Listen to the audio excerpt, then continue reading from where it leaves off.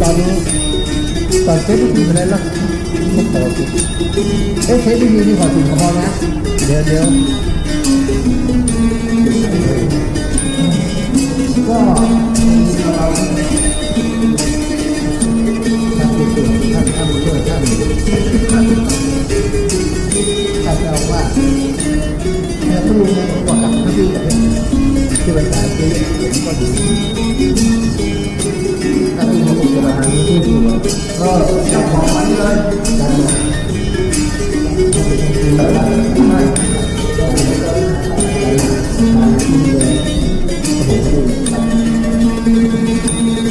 การลงบอลอะไรแบบ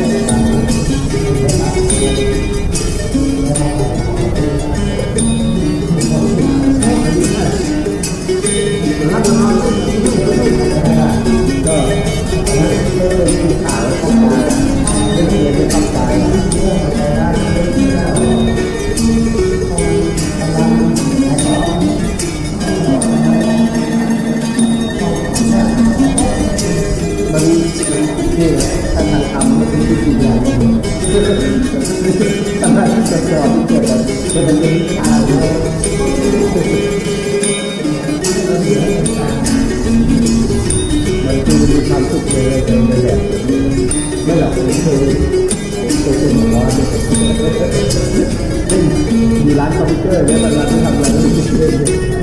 เฮ้ย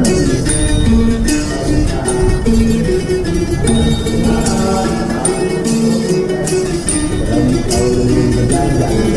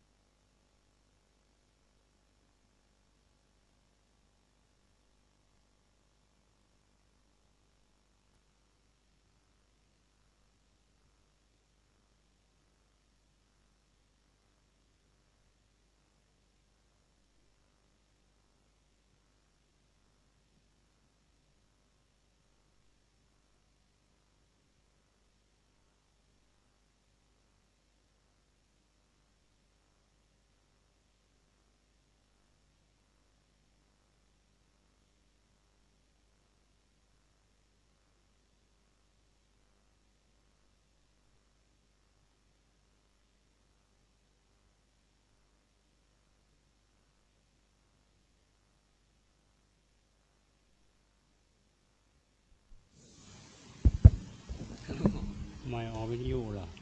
ครับถ่ายทอดสดเลยครับ ฮะ ถ่ายทอดสดเลยวันนี้ ออกวิทยุเลยเหรอฮะ ถ้าถ่ายทอดสดอย่างเดียวครับผมพูดว่าจานเอาออกวิทยุเลยตอนนี้ไลฟ์สดอยู่ครับ อืม ไลฟ์สดอยู่ครับเสร็จแล้วผมว่าเสร็จแล้ว เขียนนะเนี่ยไอ้อนุสาวนากับมันเลขที่เท่าไหร่เกิน เลขที่78 78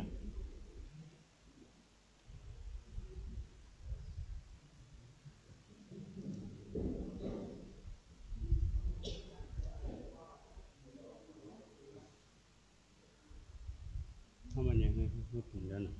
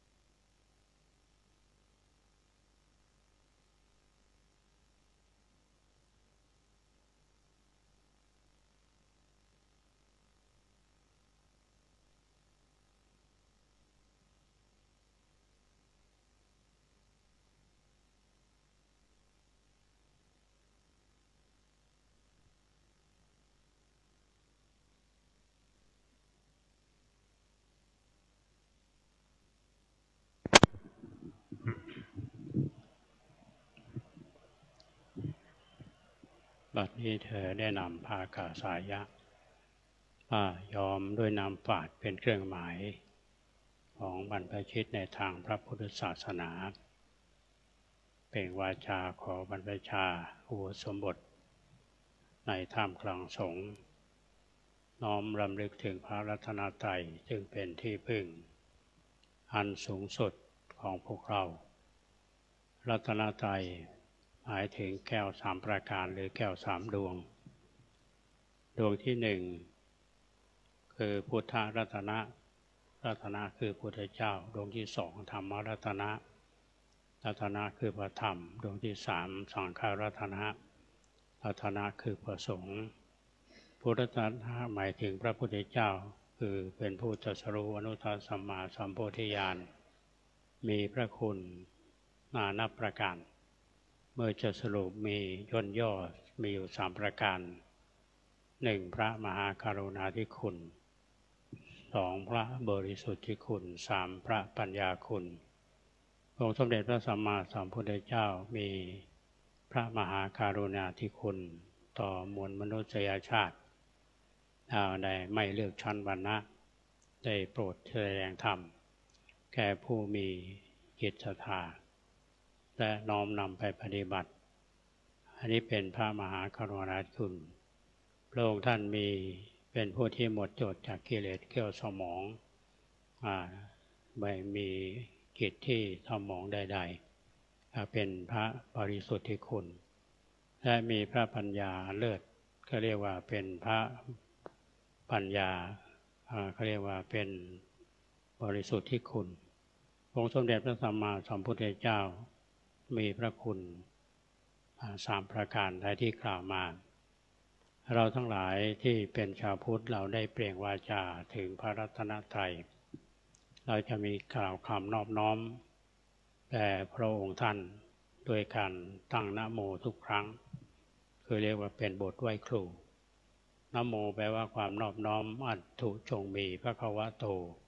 แด่พระผู้มีพระภาคเจ้าอันนี้เป็นพระมหากรุณาธิคุณพระภควโตเป็นพระมหากรุณาธิคุณอรหะโตเป็นพระบริสุทธิคุณสัมมาสัมพุทธัสสะเป็นพระปัญญาคุณ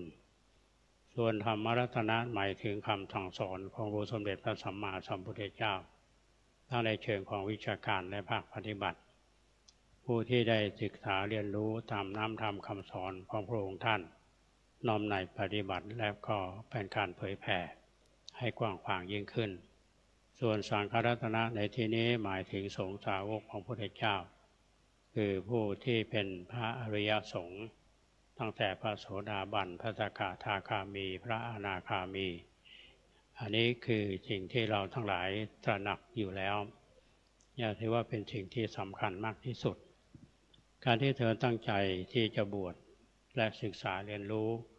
หลักธรรมคำสอนของพระพุทธเจ้าในช่วงเวลาที่กำหนดเป็นการพัฒนาตัวเองคือเราบวชเพื่อที่จะศึกษาให้มีความตั้งใจอันเด็ดเดี่ยวเพราะว่าเรามีเวลาจำกัดอันนี้เป็นส่วนสำคัญแล้วต่อมาการบวชนั้นที่เรายึดถือกันส่วนใหญ่ก็บอกบวชเพื่อที่จะตอบแทนบุญคุณของพ่อของแม่ทำไมเราต้องตอบแทนบุญคุณท่านเพราะท่านเป็นผู้มีคุณต่อพวกเราให้กำเนิดและก็เลี้ยงเรามาส่งเสริมเราได้เห็นมีการศึกษาและมีโอกาสได้ทำงานและโอกาสที่จะตอบแทนบุญคุณของท่านลำพังเพียงแต่เราบวชในเวลาจำกัดก็ยังไม่ได้ชื่อว่าเป็นการตอบแทนเพราะฉะนั้นเราต้องน้อมนำเอาสิ่งที่เป็นคุณธรรมที่อยู่ในตัวของคุณพ่อคุณแม่ที่พระพุทธเจ้าท่านได้ยกย่องว่าพระมาติมาตาปิตโรมารดาบิดานี่เป็นพรหมของบุตรทำไมถึงว่าเป็นพระพรหมในแนวคิดของศาสนาพราหมณ์ก็เรียกว่าพระพรหมเป็นผู้สร้างโลกแต่ในทัศนะของพุทธศาสนานั้นพรหมวิหารธรรมทั้งสี่หมายถึงหลักธรรมสำคัญที่ลูกๆจะพึงปฏิบัติหรือผู้ที่อยู่ปล่อยปกครองจะต้องพึงมีก็คือความเมตตากรุณามุทิตาอุเบกขาอันนี้เป็นสิ่งที่เราต้องปฏิบัติ อย่างต่อเนื่องที่เรียกว่าทนตลอดชีวิตที่อันนี้สงส์อีกอันหนึ่งที่เกิดแก่เราที่บวชที่สำคัญก็คือว่าเป็นการตอบแทนบุญคุณพระศาสนาหรือว่าเพื่อที่จะสืบทอดศาสนทายาทในสมัยพระเจ้าอโศกพระองค์ท่านได้สร้างฐานสถาน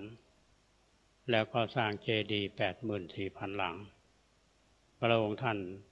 ก็ถือว่าเป็นผู้ที่ได้ส่งเสริมและสนับสนุนพระพุทธศาสนาพระองค์ได้ไปทูล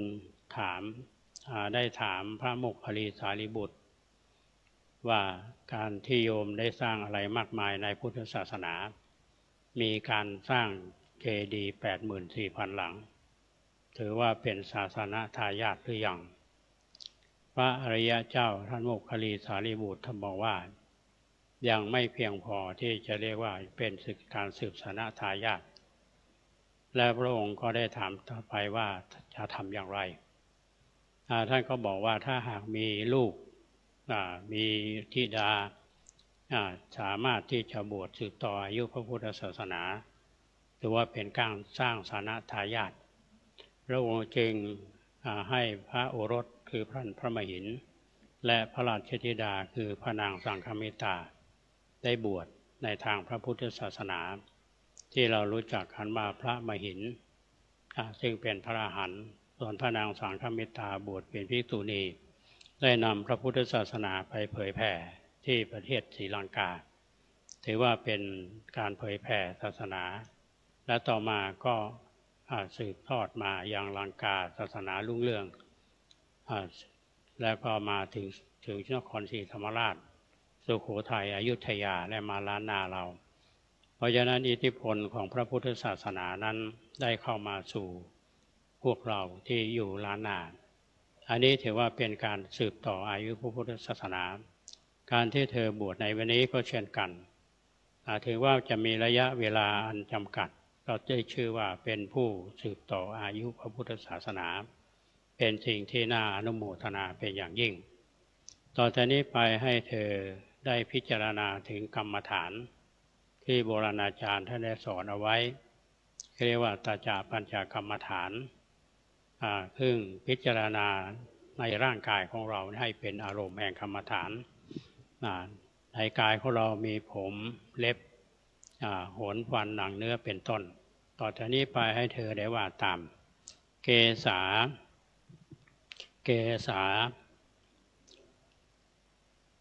สา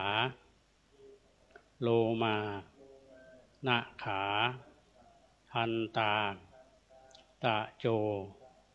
ทันตานาขาโลมาเกสาอันนี้เขาเรียกว่าปัญจปัญญกรรมฐานให้พิจารณาในร่างกายของเราเอาผมเอาเล็บฟันหนังเนื้อเป็นต้นให้พิจารณาเป็นอารมณ์แห่งกรรมฐานตอนนี้ไว้ให้เธอนำผ้ากาสายะไปนุ่งห่มเป็นปริมณฑลแล้วกลับมาขอสรณศีลขอไตรสรณคมและสรณศีลจบแล้วก็จะได้ประกอบพิธียติจตุตกรรมอวาจาเป็นลำดับต่อไป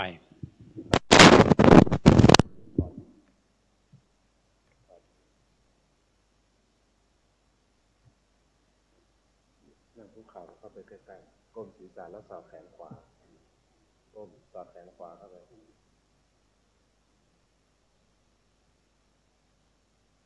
เอาสาให้จะลึกเอาสาลึกผ้าจะลึกพนมมือแล้วยื่นออกไปแบบนี้หลวงพ่อจะได้วางผ้าไปลุกขึ้นตาจะห่มผ้าที่ไหนช่วยกันห่มผ้าลุกขึ้นเลยลุกขึ้นแล้วเดินให้เราห่มผ้าแล้วเข้ามา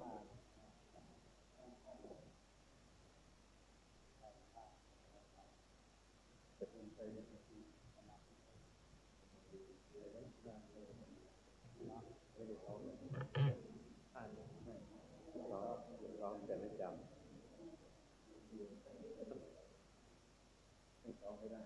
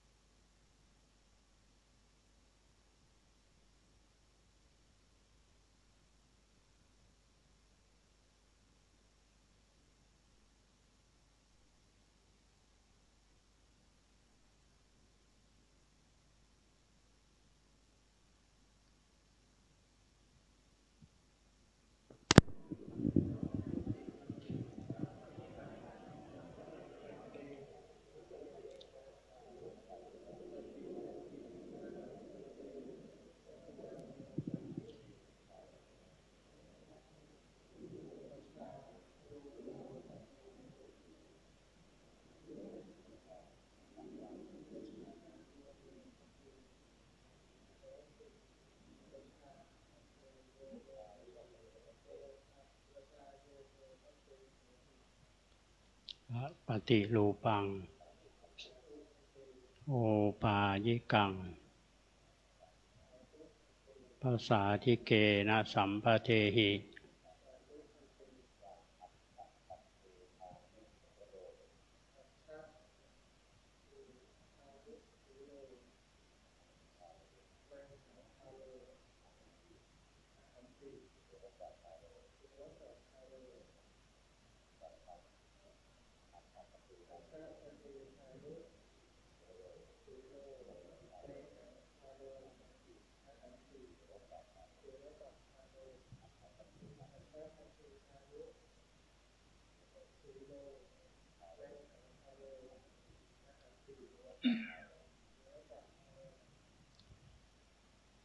วันนี้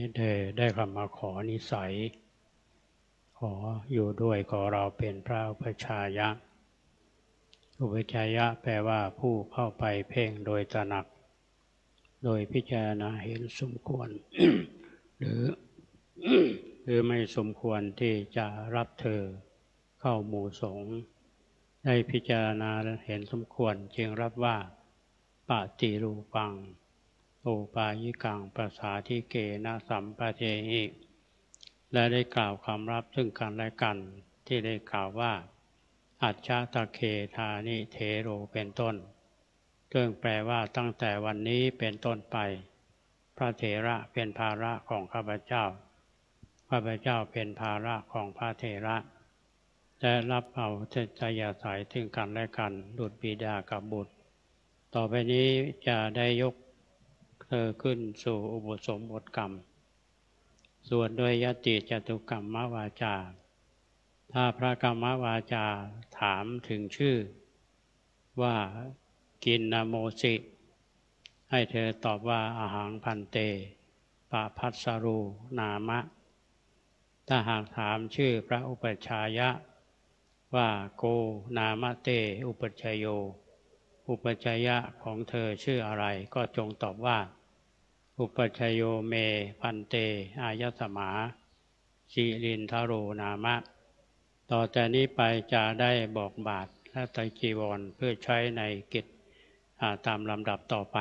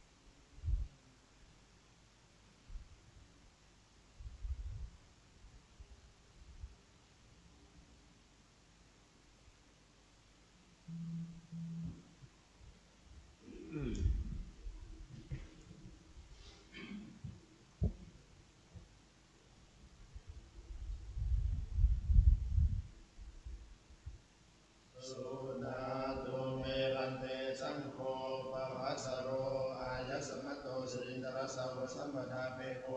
ยาติสังกัสสะปะทะกรังอาหังปะภะสรังอนุตาสยัง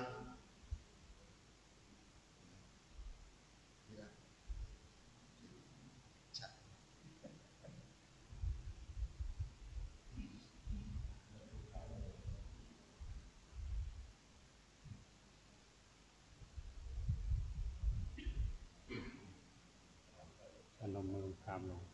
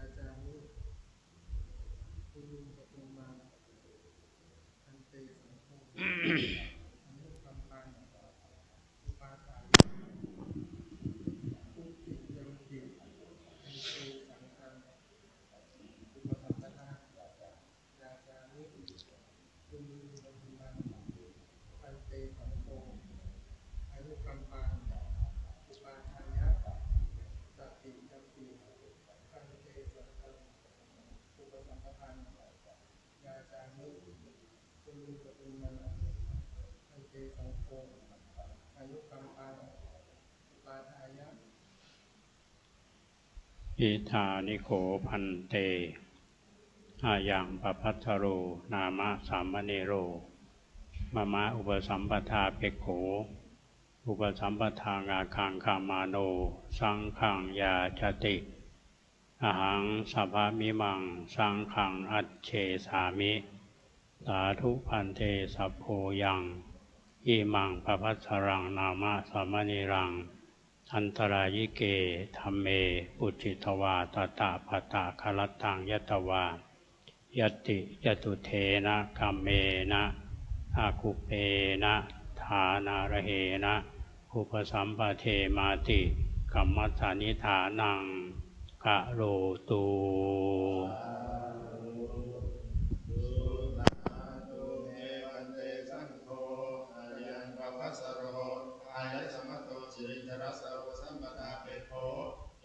สังกัสสะปะทะกรังอาหังปะภะสรังอันตรายเกธัมเมปุจจายังสุนาสิปะภะสรายันเตสัจจกาโลมุตตกาโลยังชาตังตังปุชามิสันตังอธิทิวัตถังอสันตังอธิทิวัตถังสันติเตวะรูปาปะทาคุทังปะโนกิลาโสโสอัปมาโรมนุโสสิปุริโสสิปุติโสสิอานันโนสินัสสิราชปัตโตอนุญาโตสิมาตาปิตุหิปริปุณวิสติวัตโตสิปริปุณันเตวตาติวรังอินาโมสิ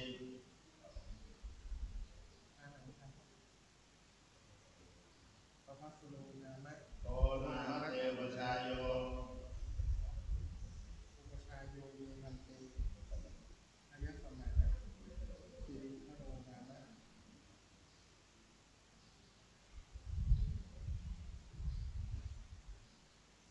สุนาตุเมมันเตสังโฆอายังปะภะสโรอายสมัตโตสิตรัสสะปะสัมปทาเปโคปริสุทโธอันตรายเกตัมเปหิปริปุณัสสะปะทาติวรังปะภะสโรสังฆังปะสัมปทังยาจติอายสมัตตาสิรินทะเรนะอุปชายเยนะยาติสังกัสสะปะทะกรังสังโฆปะภะสรังอุปสัมปทายะอายสมัตตาสิรินทะเรนะอุปชายเยนะเอสายันติสุนาตุเมวันเตสังโฆยังปะภะสโรอายสมัตโตสิรินทรัสสะปะสัมปทาเปโคปริสุทโธทาลาลิเกตัมเมหิปริปุณัสสะปะทาทิวรังปะภะสโรสังฆังปะสัมปทังยาจติอายสมัตตาสิรินทะเรนะอุปชายเยนะสังโฆปะภะสรังปะสัมปาเตติอายสมัตตาสิรินทะเรนะอุปชายเยนะยัสสะยัสสมัตโตธรรมติปะภะสรัสสะปะสัมปทาอายสมัตตาสิรินทะเรนะอุปชายเยนะ โสตุนาสายะสานกรรมติโสภาสายะทุติยัมปีเอตมะทังวัฏามิสุนาตุเมวันเตสังโฆอายังปะภัสสโรอายะสมัตโตสิริตรัสสะวะสัมปทาเปโคปริสุทโธตระยิเกตัมเมหิปริปุณัสสะปตาจีวรังปะภัสสโรตังฆังวะสัมปังยาจติอายะสมัตตาสิริทะเรนะวัจจายนะสังโฆปะภัสสรังวะสัมปาเนติอายะสมัตตาสิริทะเรนะวัจจายนะยัสสะยัสสมัตโตปะมัตติปะภัสสรัสสะวะสัมปทาอายะสมัตตาสิริทะเรนะวัจจายนะโสตุนาสายะสานกรรมติโสภาสายะอิยัมปีเอตมะทังวัฏามิสุนาตุเมวันเตสังโฆอายังปะภัสสโรอายะสมัตโตสิริตรัสสะวะสัมปทาเปโคปริสุทโธตระยิเกตัมเมหิปริปุณัสสะปตาจีวรังปะภัสสโรสังฆังวะสัมปทังยาจติอายะสมัตตาสิริทะเรนะวัจจายนะสังโฆปะภัสสรังวะสัมปาเนติอายะสมัตตาสิริทะเรนะวัจจายนะยัสสะยัสสะมัตโตปะมัตติปะภัสสรัสสะวะสัมปทาอายะสมัตตาสิริทะเรนะวัจจายนะโสตุนาสายะสานกรรมติโสภาสายะอุปสัมปันโนสังเฆนะปะภัสสโรอายะสมัตตาสิริทะเรนะวัจจายนะปะมัตติสังคัสสะตัสสมาตุนัยเอวะเมตังดารยามิ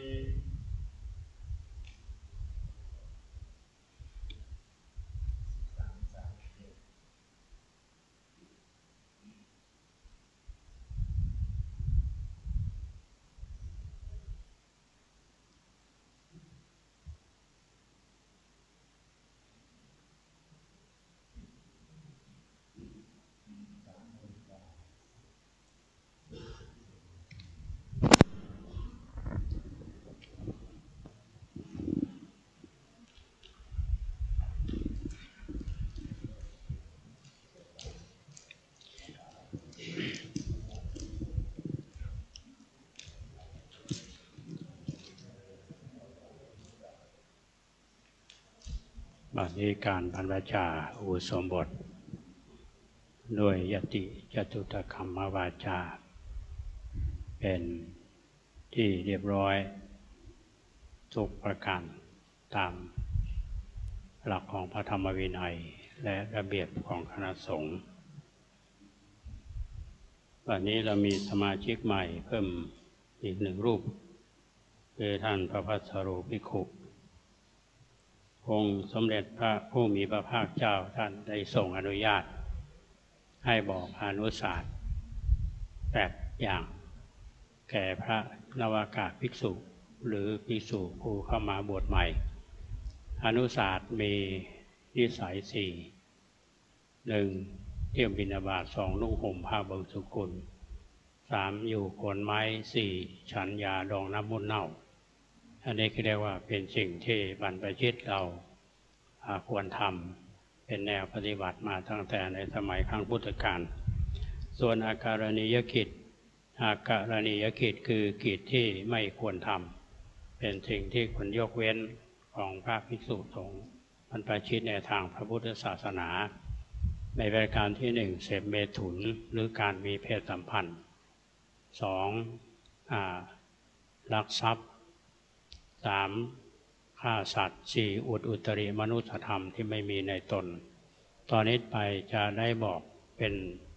พระบาลีซึ่งมีเนื้อหาโดยสังเขปดังที่ได้กล่าวแล้ว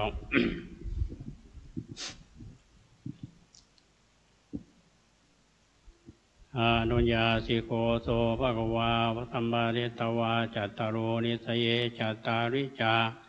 อาการณียะอาจิกิตุงบินเยโลปโภชนังนิสายะปปชาตถาเตยวจิวังอุตสาหุกรณิโยอติเรกราโภสังฆาปัตตังอุเทสาปัตตังนิมันตนังสลากาปัตตังอุโปสติกังปาติภาติกังปังสกุลเจวลังนิสายะปปชาตถาเตยวจิวังอุตสาหุกรณิโยอาติเรกราโภโคมังกปาสิกังโกสายังกัมพลังสานังพังคัง รุกะมูลาเตนาสนังนิสายะปะปะชาทัตตาเตยวชิวังอุตสาหุกรณิโยอติเรกราโภวิหารโออัตตาโยโกหัมมยังคูหาปูติมุตตาเพสัจจังนิสายะปะปะชาทัตตาเตยวชิวังอุตสาหุกรณิโยอติเรกราโภสัพพินวานิตังเตลังมาตุภานิตังอุปสัมปันเนนาภิกขุนาเมตุโนธัมโมนาปฏิเสวิตโพอันธมโสติราชานากตายาภิโยภิกขุเมตุนังธัมมังปฏิเสวติอัตตมโนโหติอสักยพุติโยอันเตยะสยธาปีนามาปุริโสสิชัตติโนวะโพเตนะสรีราพันธเนนะชีวิตุง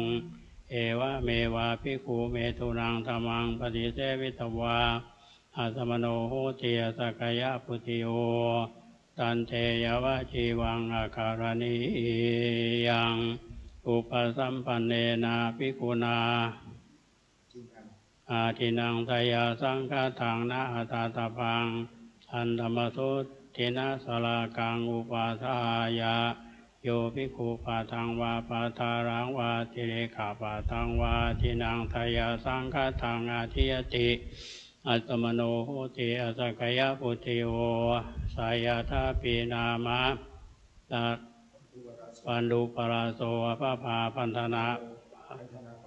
นาปมุตโตอาภโพอาวิตตายะเอวะเมวะภิกขุปาทังวาปาตารังวาติเรกาปาทังวาตินังทายาสังฆทังอาทิยิตวาอัตตมโนโหติอสักยพุติโยตันเตยวะชีวังอาคารณิยังอุปสัมปันเนนะภิกขุนาสันจิจปาโนชีวิตานะบุรุเปตโพอันธรรมโสกุณดาวิลิกังอุปาทายะโยภิกขุสันจิจปามนุสสวิกังชีวิตาบุรุเปติอันธรรมโสขภาปาตานังอุปาทายะอัตตมโนโหติอสักยพุติโยสายธาปีนามาปุถุจิลาทวิธาปินาอปนิสันติกาโหติเอวะเมวะภิกขุสันจิจามนุสสวิกังชีวิตาบุรุเปตวาอัตตมโนโหติอสักยพุติโยตันเตยวะชีวังอาการณิยังอุปสัมปันเนนะภิกขุนาอุตตริมนุสสะธัมโมนะอุลปิตโพอันธรรมโสสุญญาคาเรอภิรามามิเอติโยภิกขุปาปิโชยจาปะกะโตอาสันตังอาภูตังอุติเรมนุสสะธัมมังอุลปติญาณังวาวิโมกขังวาสมาธิงวาสมาปฏิงวามัคคังวาพลังวาอัตตมโนโหติอสักยพุติโยสายธาปีตาโรมัตตากัติโนอะภโพเตนะวิรุณิยายวะเมวะภิกขุปะปิโชยจาปะกะโตอาสันตังอาภูตังอุตริมนุสสะธัมมังวลปิตวาอัสมโนโหติอสักยพุติโยตันเตยวะจีวังอาคารณิยันติอเนกปริยายนาโคปนะเตนะภะคะวะตาชานาตาปัสสตาราตาสัมมาสัมพุทเทนะสีลังสมถะกะตังสมาธิสมาถะกะโตปัญญาสมาถะกะตายาวะเทวาตัสสะมัทนิมมรณัสสะปิปาสะวินยสะอริยสมุขะตัสสะวัตถุเวเชตัสสะอนาคายสะวิราคัสสะนิโรธัสสะนิพพานัสสะสัจฉิกิริยายะตัทธาสิรปริภาวิโตมหาสมาธิมหาปริภาวิโตมานิสังโสปัญญาปริภาวิตาปรามหานิสังสาสัมมาเทวะอาสเวหิวิมุจจติสายาทิทัง ธรรมาสวาภวาสวาวิชาสวาตัสมาติหาเตมัสมิงตถาคตปเวทิเตธัมมาวินัยเยสักจังอาทิศีลสิกขาสิกิตภาอาทิจิตาสิกขาสิกิตภาอาทิปัญญาสิกขาสิกิตภาตัทธาอัปปมาเทนะสัมปะเทตัพพัง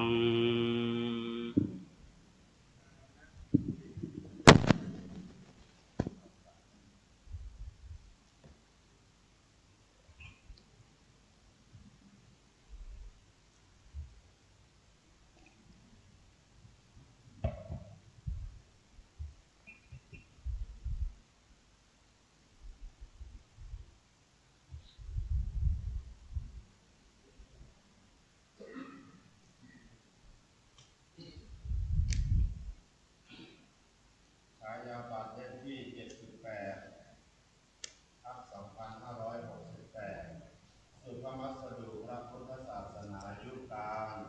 ดำเนินแต่ปรินิพพานแห่งองค์สมเด็จพระผู้มีพระภาคอรหันตสัมมาสัมพุทธเจ้าพระองค์นั้นบัดนี้ล่วงแล้ว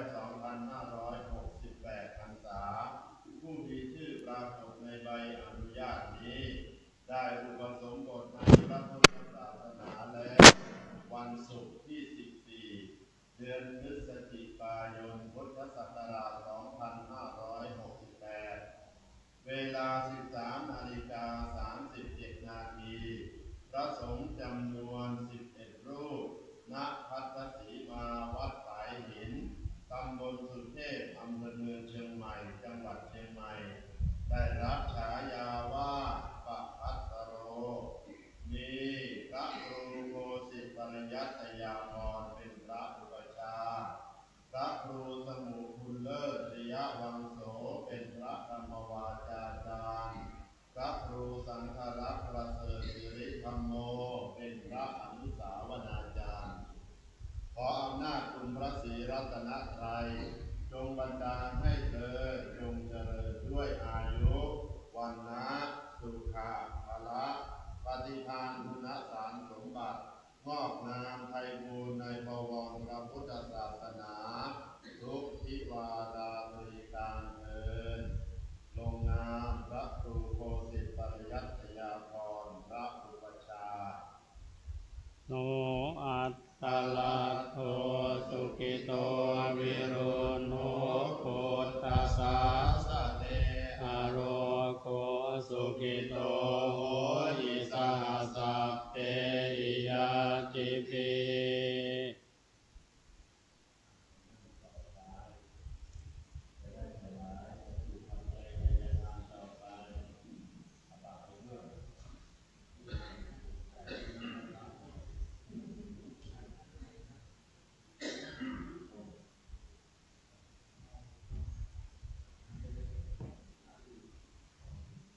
เรื่องอาการนะนี่เล่นหุ่นไม่เล่นอะไรก็ได้นะ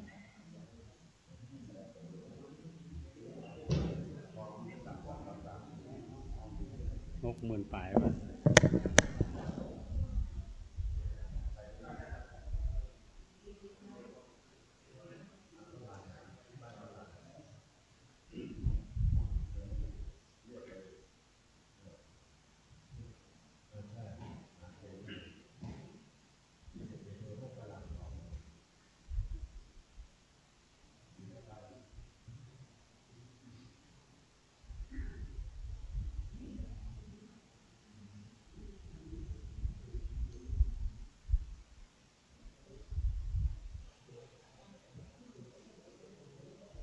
มับ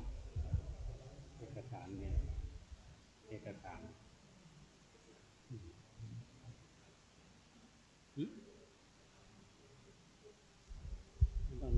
มันต้องขายให้อุปชฌาย์1 ชุดเจ้าวาด1 ชุดตัวจริงห้ามเผลอนั่นไปไหนฮะ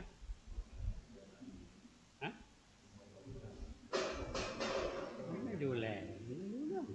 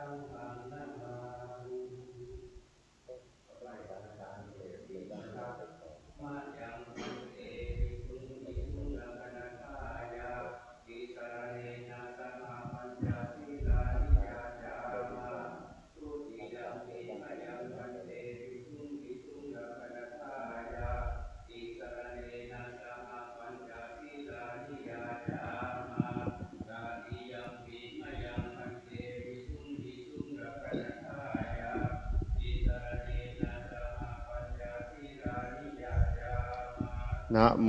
ตัสสะภะคะวะโตอะระหะโตสัมมาสัมพุทธัสสะ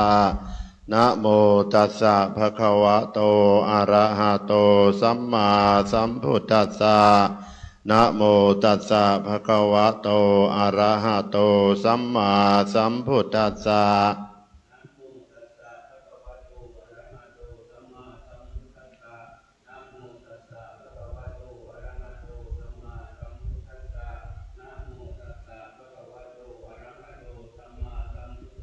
พุทธังสรณังคัจฉามิ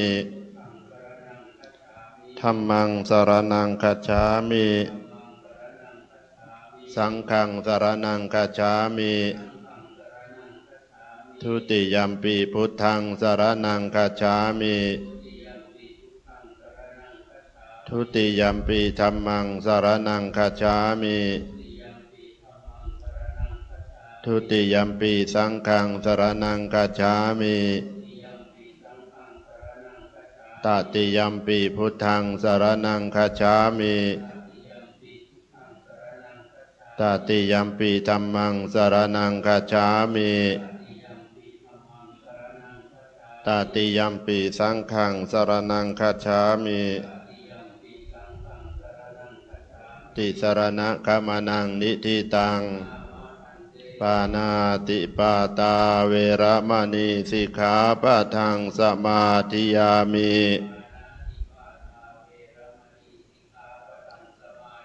อาทินนาทานาเวระมณีสิกขาปะทังสมาธิยามิ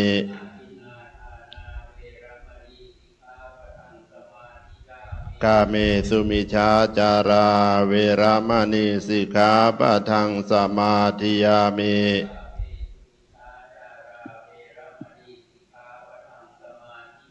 มุสาวาทาเวระมณีสิกขาปะทังสมาธิยามิสุราเมรยามัชฌปมาทัฏฐานาเวระมณีสิกขาปะทังสมาธิยามิ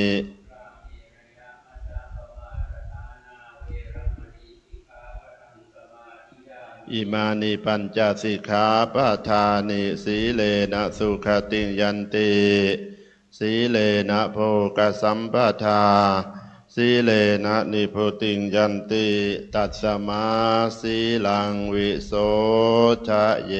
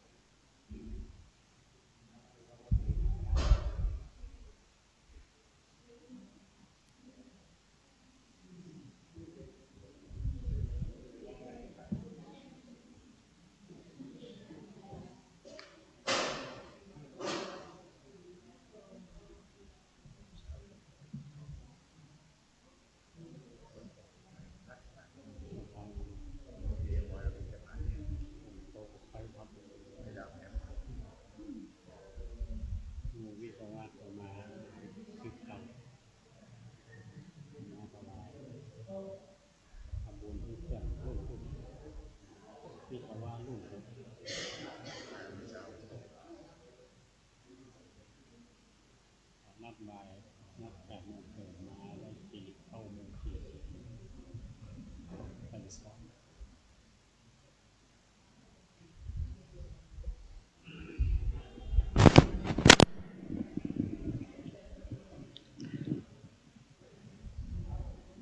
พระสงฆ์เถรานุเถระทุกรูปได้ขอเจริญพรญาติโยมท่านสาธุชนทุกท่านที่ได้มาร่วมในพิธีบรรพชาอุปสมบทท่านพระภัสโรภิกขุวันนี้ถือว่าพวกเรามาทำบุญครั้งสำคัญเพราะว่าการบรรพชาอุปสมบทของเพื่อนวัยผู้หนึ่งนั้นถือว่าเป็นความตั้งใจดีและพวกเราในฐานะที่เป็นเพื่อนร่วมงานก็ดีหรือเพื่อนหรือญาติทางญาติทั้งหลายที่มาร่วมงานในวันนี้ท่านทั้งหลายได้เห็นพิธีประกอบพิธีบรรพชาอุปสมบทท่านจะสังเกตว่าช่วงแรกเป็นการบรรพชาเป็นสามเณรจากนั้นก็อุปสมบทมันใช้คำว่าบรรพชาอุปสมบทก็คือบวชเณรและก็บวชพระในวันเดียวกันเพราะฉะนั้นการบวชไม่ใช่ว่าใครอยากจะบวชก็ได้แต่บางคนอยากจะบวชแต่ก็ไม่มีความพร้อมเพราะฉะนั้นการคนที่จะบวชหนึ่งความตั้งใจที่สำคัญแล้วก็คุณสมบัติ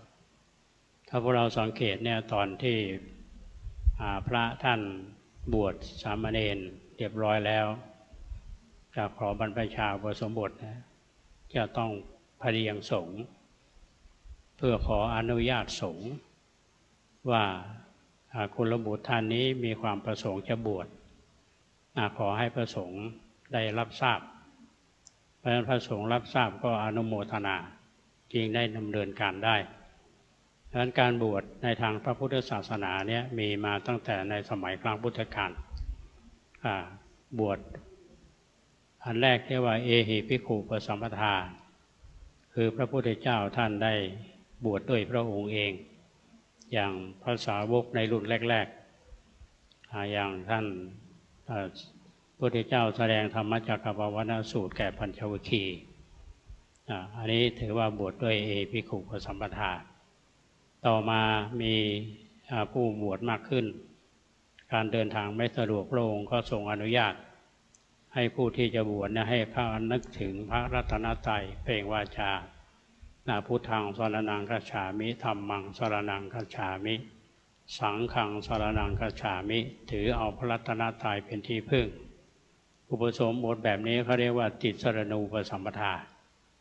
ส่วนที่เราได้เห็นในวันนี้เป็นการบวชด้วยยติจตุกรรมวาจายติคือการตั้งยติขอให้พระสงฆ์ได้บวชกุลบุตรแล้วก็มีการสวดอีก3 ครั้ง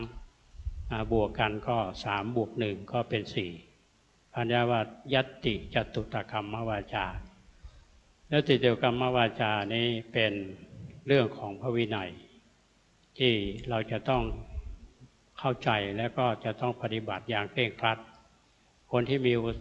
มีคุณสมบัติที่จะอุปสมบทอย่างอาตมาภาพนี้ได้ทำหน้าที่เป็นพระอุปชายะพระกรรมวาจาพระอนุสาวนามีหน้าที่สวดทั้งอนุสาวนากรรมวาจาและอนุสาวนาและกราลุกสงฆ์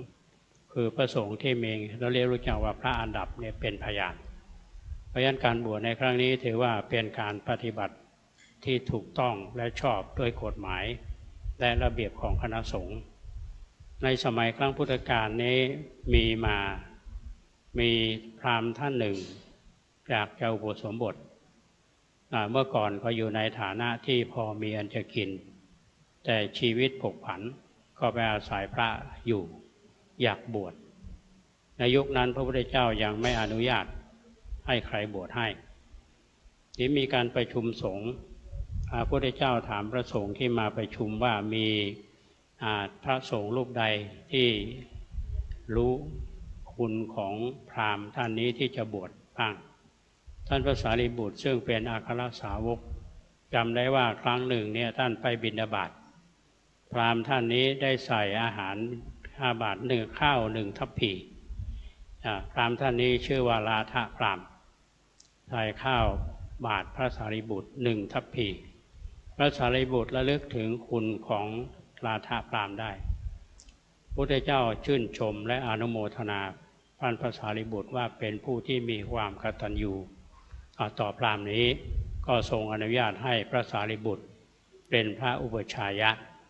ตั้งแต่วันนั้นเป็นต้นมาพระพุทธเจ้าทรงยกให้สงฆ์เป็นใหญ่เพราะฉะนั้นยติจตุถกรรมวาจาเนี่ยท่านมอบอำนาจให้สงฆ์เป็นใหญ่เพราะฉะนั้นวันนี้เราก็ได้มาเห็นพิธีและขั้นตอนสำหรับบรรพชายติจตุถกรรมวาจา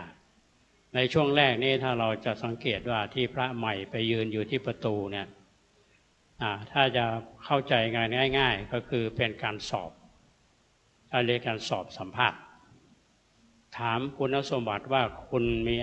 มีคุณสมบัติครบไหมมีโรคติดต่อไหมคุณได้รับอนุญาตจากผู้บังคับบัญชาไหมได้รับอนุญาตจากคุณพ่อคุณแม่ไหมมีบาตรและจีวรครบไหมอย่างนี้เป็นต้นท่านพระเราก็จะต้องถามว่าเป็นโรคอะไรเนี่ยท่านไม่ได้เป็นท่านก็ปฏิเสธท่านบอกว่านัตถิพันเตถ้าบอกว่าพ่อแม่อนุญาตไหมก็ต้องรับว่าอามะพันเตอันนี้เป็นต้นเพราะฉะนั้นวันนี้เรามาได้ศึกษาและเรียนรู้ในกรรมเขาเรียกว่าสังฆกรรมของพระและเราในฐานะที่เป็นพุทธศาสนิกชนอย่างพระทุกรูปเนี่ยอย่างอาตมาภาพก็ดีมาทำหน้าที่ของพระโยมทุกท่านที่มาทำหน้าที่ของโยมในหน้าที่ของเราก็คือชาวพุทธเมื่อท่านพระภัสสโรจะบวชเนี่ยพวกเรายินดีและอนุโมทนามาร่วมบุญในวันนี้เป็นการส่งเสริมให้ท่านได้บวชในทางพระพุทธศาสนาเยี่ยงพุทธศาสนิกชนที่ดีเพราะฉะนั้นขออนุโมทนากับคุณพ่อคุณแม่ญาติทุกฝ่ายแล้วก็ผู้บังคับบัญชาหรือเพื่อนร่วมงานกัลยาณมิตรทุกท่านที่มาร่วมอนุโมทนาบุญ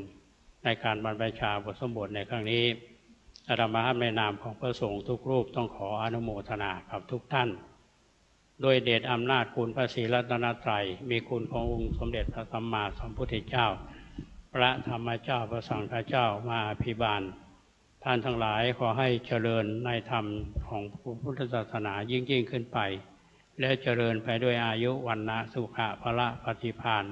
คุณสารสมบัติยิ่งขึ้นไปทุกท่านทุกคนด้วยเทินต่อไปนี้พระสงฆ์จะได้อนุโมทนาขอให้ท่านทั้งหลายได้ตั้งใจแผ่บุญแผ่กุศลด้วยการตรวจน้ำแก่ผู้มีพระคุณทุกท่านโดยพร้อมกันยะถาวาริวหาปุราปริปุเรนติสาการังเอวะเมวะอิโตตินังเปตานังอุปกัปปติอิจิตังปฏิตังตุมหังกิปะเมวะสะมิจตุสัพเพปุเรนตุสังกปาจันโทปนารโสยะถามณิโชติลโสยะถา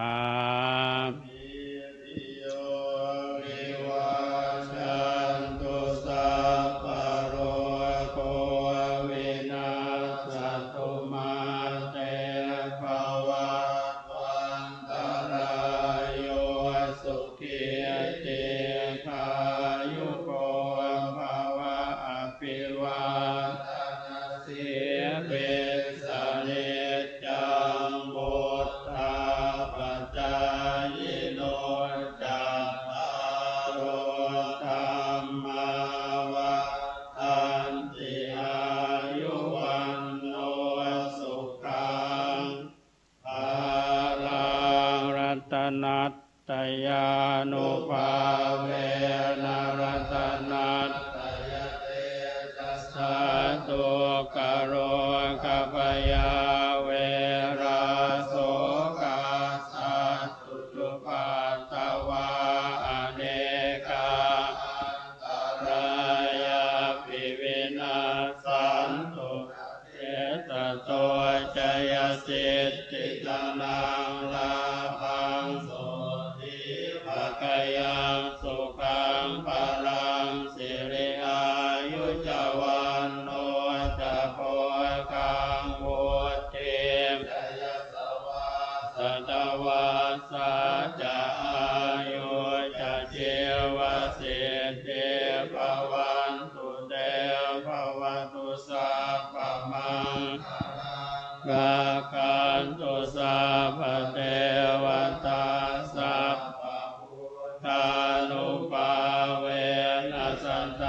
โส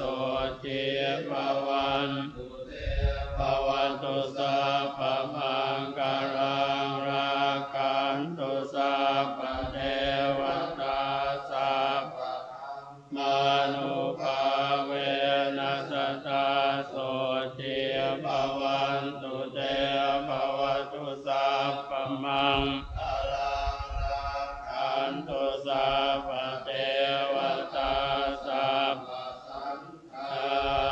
นุภาเวนัสตาโสจิภวันตุเต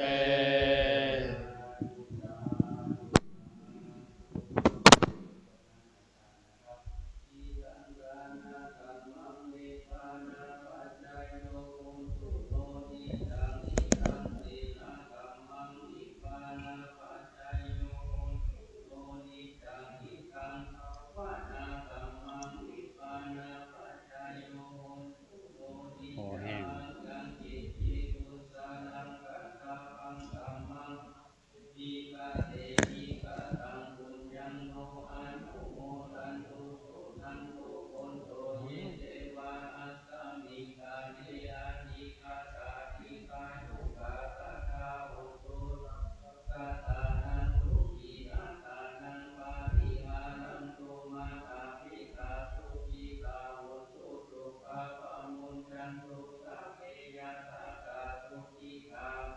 วันที่6น่าจะรู้สึกจะ9 โมงวันที่6อ่ะ9 โมงบวชเนี่ย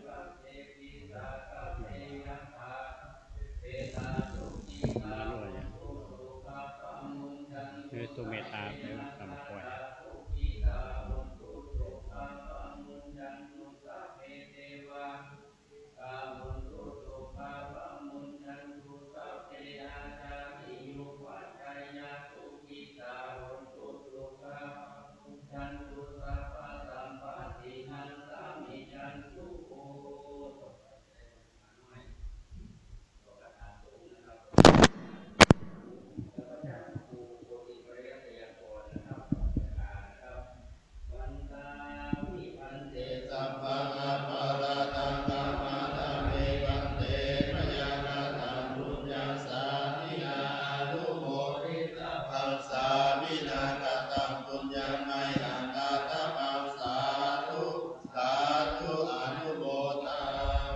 ยัตถาโรธรรมาวัฏันติอายุวันโนสุขังภะลัง